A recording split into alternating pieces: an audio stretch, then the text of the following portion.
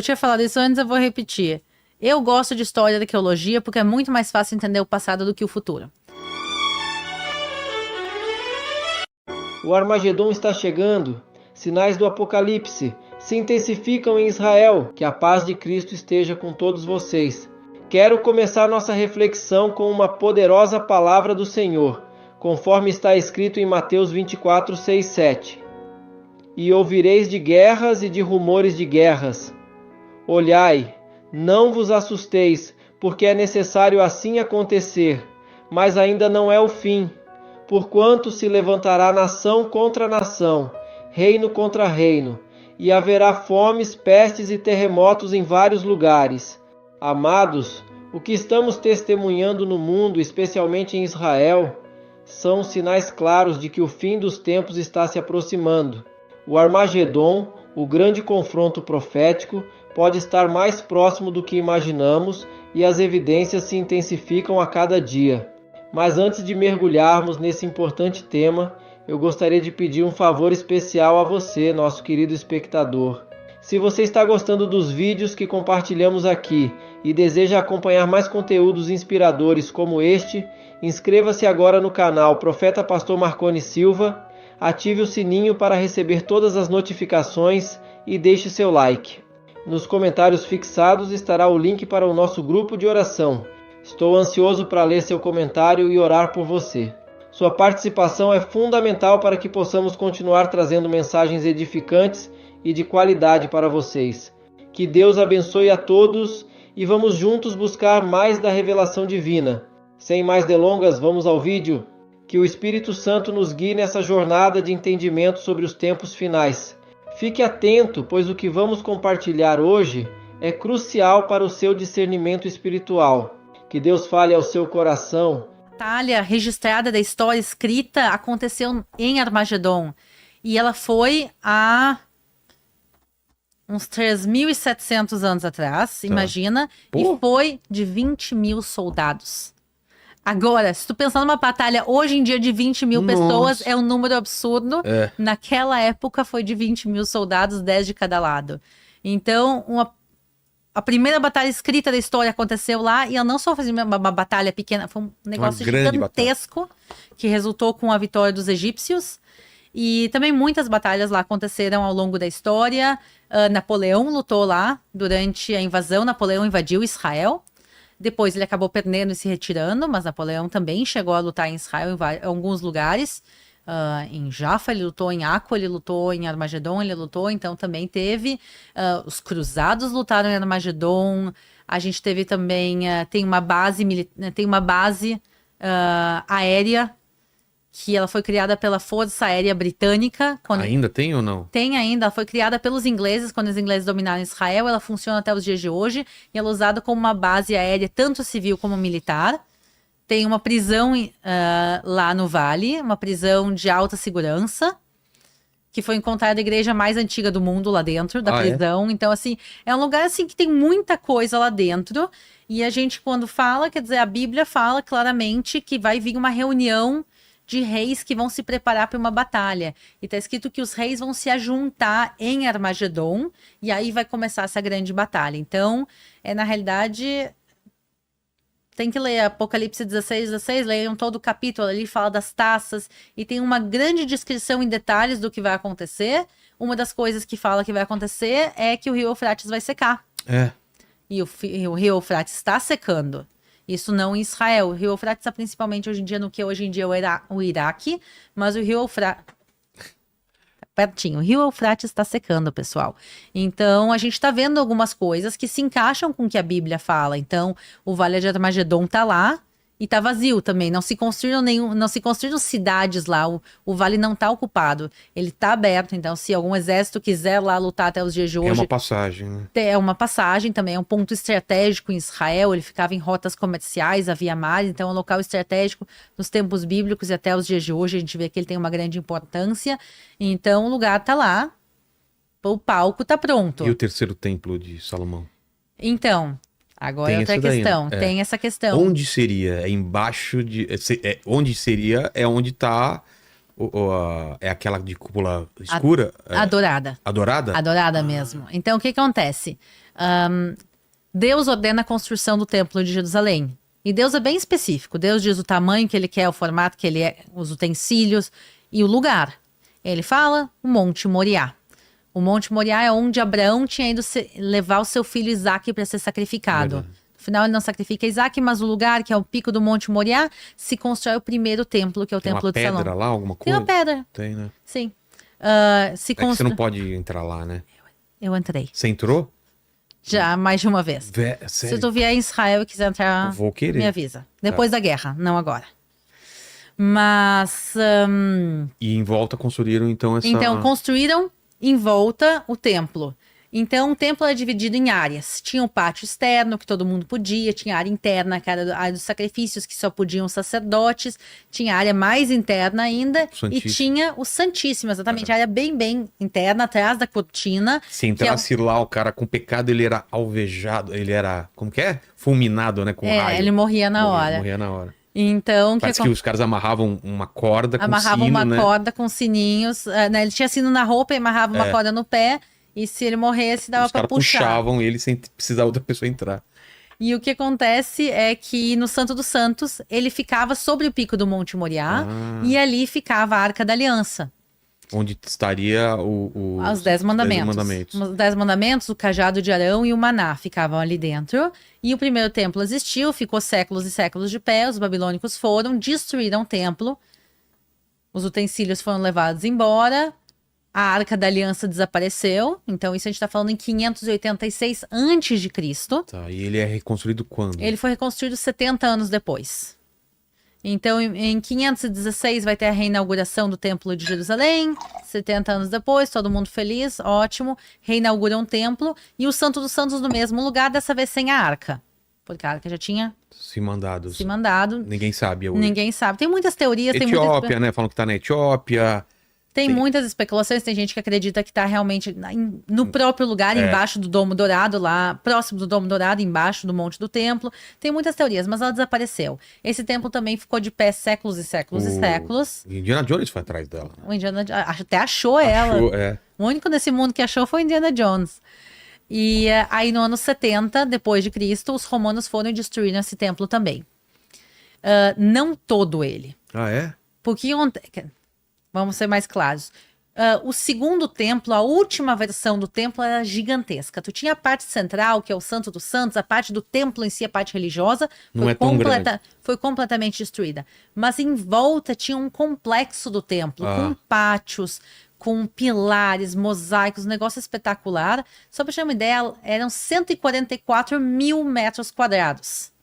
Era uma esplanada gigantesca, então imagine um pátio no meio, o templo. O templo central foi destruído, mas esse pátio existe até os dias de hoje. E esse pátio é o que a gente chama de Monte do Templo. E então imagina que o pico do monte ficou exposto outra vez porque destruíram um templo. E aí isso ficou vazio do ano 70 depois de Cristo até o século 7. No século 7, o Islã conquista pela primeira vez Israel. Então, o Islã que sai da Arábia Saudita, vem, conquista em 638 toda a terra de Israel, e eles pegam o pico do Monte Moriá, no meio dessa grande plataforma, e constroem o Domo Dourado, o Domo da Rocha. Essa cúpula dourada bonita é a estrutura muçulmana mais antiga de pé que continua existindo, lá do século 7. E dá pra ver de muito longe, né? É o cartão postal, ela é linda, ouro, são mais de 80 quilos de ouro ali em cima, e ela não é e nunca foi uma mesquita. Ah, não? Nem os muçulmanos dizem que é uma mesquita. O nome correto do lugar é o Domo da Rocha. Mas é o quê? É o domo que protege uma rocha. Que rocha é aquela? O pico do Monte Moriá. Se tu entra no Domo da Rocha, como eu entrei, no meu canal tem vídeo. Se vocês quiserem entrar, dá pra ver a gente entrando tudo.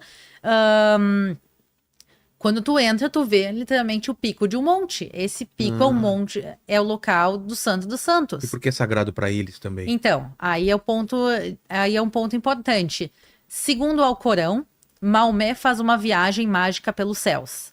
Ele sobe num animal mágico que se chama El Burak, que é o corpo de uma égua branca, o rabo de um leão, asas de águia e o rosto de uma mulher. E ele sobe e faz uma viagem pelos céus, uma viagem noturna. Ele sai do que hoje em dia é a Arábia Saudita, né? A gente falou Meca e Medina ficam lá.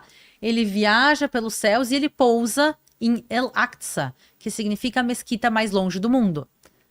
E por isso El-Aqsa é o terceiro local mais sagrado do mundo para os muçulmanos, que não é a cúpula dourada. É a do lado, é a cinza. Então, a cúpula dourada, você colocou lá pro pessoal ver, Paquito? Olha essa daí. Ó, bem bonita. Olha que bonita. Então, do lado dessa tem uma cúpula que é cinza, que é o local mais importante do mundo. O terceiro local mais importante do mundo para os muçulmanos é o local onde Maomé pousou. Ele amarra o seu animal, daí ele caminha até uma pedra e dessa pedra ele sobe aos céus. E por isso, o pico do monte para judeus e cristãos é o local onde Abraão foi fazer o sacrifício do seu filho Isaque, é onde ficava a Arca da Aliança, é do centro do Templo de Jerusalém. Ó, esse aí é o terceiro local mais sagrado do mundo para os muçulmanos. Por isso, para os muçulmanos, essa é muito mais importante que a outra. Essa é realmente uma mesquita. A outra não é. A outra é o local de onde ele subiu aos céus e de onde ele subiu aos céus. O templo seria onde está adorado, então, não aí. Exatamente.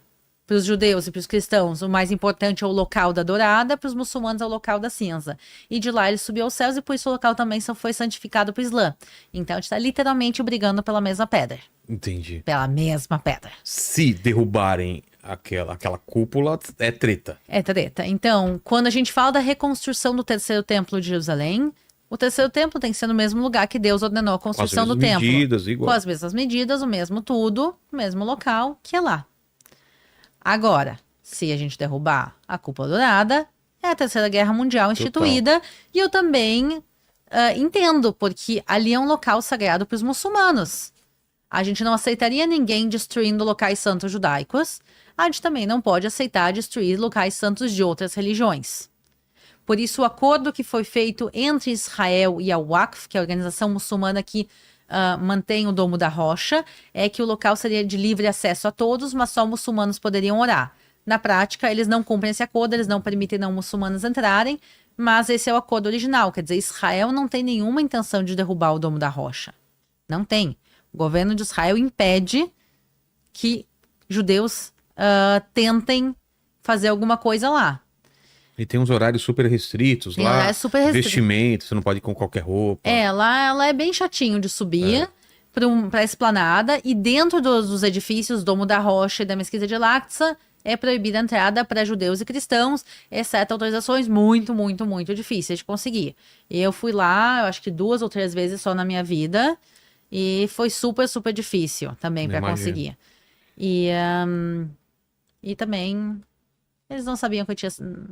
Assim, é complicado. Foi uma brecha. Foi uma brecha, assim, que eles abriram.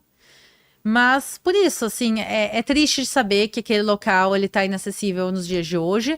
Mas uma coisa importante também para as pessoas saberem. Ninguém está fisicamente construindo o edifício do terceiro templo. Nem a história de que tem as partes separadas e depois... Calma, isso tem parte. Mas por isso eu falei... Ninguém está construindo o edifício do terceiro templo. Sei. Porque vira e mexe na internet e mostra, olha aqui, pessoal, e daí eles mostram uma obra em Jerusalém, qualquer obra em Jerusalém é obra do terceiro templo. Aqui, eles mostram qualquer escavadeira, qualquer obra. Tinha uma obra que estavam construindo um museu próximo ao Muro das Lamentações, esse é o terceiro templo. Não, gente. O edifício do terceiro templo não está sendo construído, não tem data para começar, não tem o apoio do governo de Israel, nada disso existe. Mas nada impede de organizações privadas fazerem o que eles quiserem. E existem organizações privadas que sim querem a construção do terceiro templo, mas eles sabem que a construção do edifício é proibida. Tá. Mas ninguém impede de fazer os utensílios. Então existe o Instituto do Templo que tem os utensílios do templo. Então tem lá a mesa dos pães, tem lá tudo o feito altar conforme descrito as instruções bíblicas, tem o altar de incenso, tem o menorá, o candelabro que está até exposto em praça pública lá, que ele é super bonito. Então eles deixaram lá o candelabro de ouro exposto, mas assim, os utensílios estão construídos, então... Isso sim, mas isso não fala da construção do edifício. Eu acho que as pessoas pulam, às vezes, muito de uma coisa para outra. A gente tem que saber que sim, tem coisa acontecendo. A planta do terceiro templo existe, por exemplo. Eu vi ela, tá lá. Tá lá no Instituto do Templo, tem a planta bonitinha, as medidas. O arquiteto bonitinho lá fez, eu acho que é Gabriel o nome dele, não lembro o sobrenome. Mas tem lá, tá tudo bonitinho, projetado. para que, se puder fazer, vai ter gente, obviamente, que vai querer fazer, mas não tem nenhum plano a médio nem curto prazo fazer.